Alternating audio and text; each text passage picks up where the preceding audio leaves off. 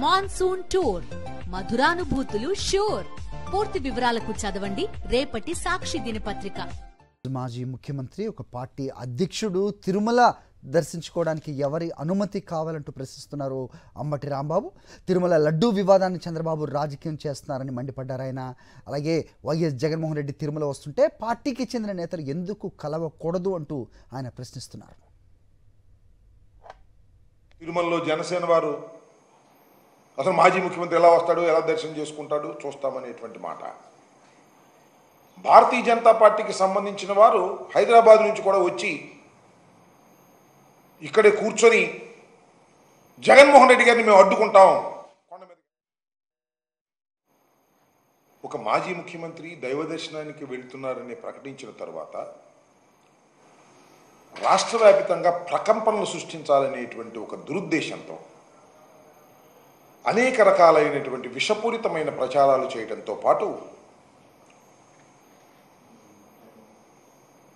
అశాంతిని క్రియేట్ చేయాలనేటువంటి ఒక దుర్బుద్ధితో ఇవాళ రాష్ట్ర ప్రభుత్వమే పనిచేయటం, ఆ రాష్ట్ర ప్రభుత్వంలో ఉన్నటువంటి 3 పార్టీలు కూటమి ఇదే విధంగా ప్రవర్తన చేయటం చాలా దురదృష్టకరం. తిరుమలలో జనసేన వారు అసలు మాజీ ముఖ్యమంత్రి ఎలా వస్తాడు, ఎలా దర్శనం చేసుకుంటాడు చూస్తామనేటువంటి మాట. భారతీయ జనతా పార్టీకి సంబంధించిన వారు హైదరాబాద్ నుంచి కూడా వచ్చి ఇక్కడే కూర్చొని జగన్మోహన్ రెడ్డి గారిని మేము అడ్డుకుంటాం, కొండ మీదకి ఎలా వెళ్తాడు అనేటువంటి మాట. తెలుగుదేశం మాట కూడా ఇదే మాట, అక్కడ ఉన్నటువంటి నాయకులు. ఇక చూస్తే పోలీసు వారు ఏంటంటే, జనరల్గా నేను ఎప్పుడూ ఇంత విచిత్రమైనటువంటి పరిస్థితిని నేను తిరుమలలో చూడలా, రాష్ట్ర వ్యాప్తంగా కూడా చూడలా. ఏదైనా ఒక ఆందోళన జరుగుతున్నప్పుడు ఆ ఆందోళనని కట్టడి చేయటం కోసం నోటీసులు ఇస్తారు. ఇక్కడ ఆందోళన ఏముంది? జగన్మోహన్ రెడ్డి గారు దైవ దర్శనానికి వెళ్తున్నాడు, ఆయన కూడా ఒక 6-7 కలిసి వెళ్తున్నారు. It is an official announcement. మీరందరూ రావడానికి వీల్లేదని ఎక్కడో రాయలసీమలో ఉన్న వారికి నోటీసులు ఇచ్చే కార్యక్రమం చేస్తున్నారు. మా ఎంపీ జనరల్గా ఉంటారు, తిరుమల ఎంపీ గురుమూర్తి గారు వైఎస్ఆర్ కాంగ్రెస్ పార్టీ నుంచి గెలుపొందినటువంటి వ్యక్తి. ఆయన జగన్మోహన్ రెడ్డి గారు వచ్చినప్పుడు పార్టీ అధ్యక్షుడు కాబట్టి ఆయన కూడా అకంపెనీ అవ్వచ్చు. ఆయనకు నోటీస్ ఇచ్చారు, నువ్వు రావడానికి వీల్లేదు, జగన్మోహన్ రెడ్డి గారు వస్తున్న సందర్భంలో మీరెవరు కూడా కనపడడానికి వీల్లేదు అనేటువంటి మాట ఆయన చెప్తారు. దీనిలో చిత్రం ఏంటంటే, ఈ నోటీస్ చదువుతాను, పోలీస్ నోటీసు.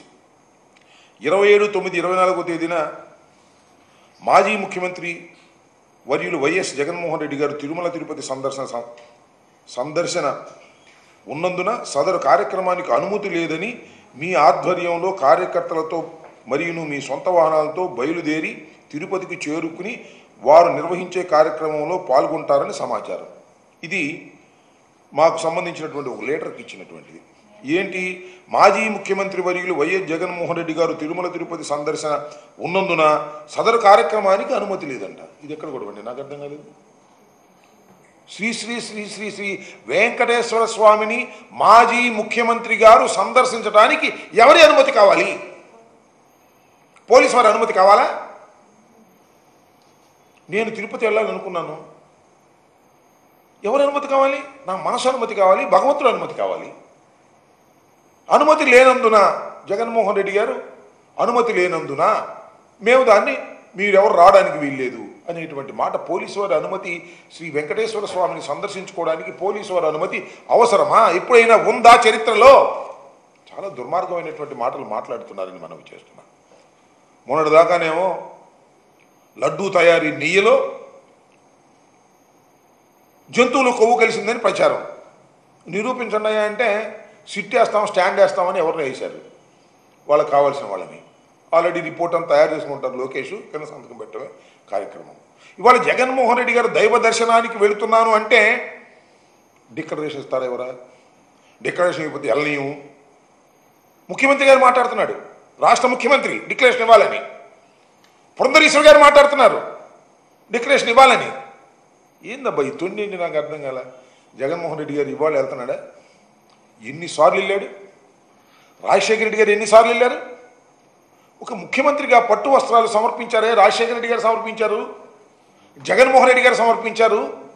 ఇవాళ మీరు దీన్ని రాజకీయం చేసి వెళ్ళి మీరు పొద్దుటూరులో ఉన్న మా మాజీ ఎమ్మెల్యే గారికి మీరు నోటీస్ ఇస్తారు, పులివెందుల్లో ఉన్నటువంటి మా ఆయన పేరేంటి సురేష్ రెడ్డి ఆయనకి నోటీస్ ఇస్తారు, సతీష్ రెడ్డి గారికి నోటీస్ ఇస్తారు, మిమ్మల్ని హౌస్ అరెస్ట్ చేస్తున్నామని అంటారు. ఏందబ్బా ఇది నాకు అర్థం కాలేదు. ఎంత అగ్లీగా మీరు బిహేవ్ చేస్తున్నారు. దైవ దర్శనానికి వెళుతున్నటువంటి జగన్మోహన్ రెడ్డి గారి పట్ల మీరు చూపించాల్సింది ఇదేనా అని అడుగుతా ఉన్నాను.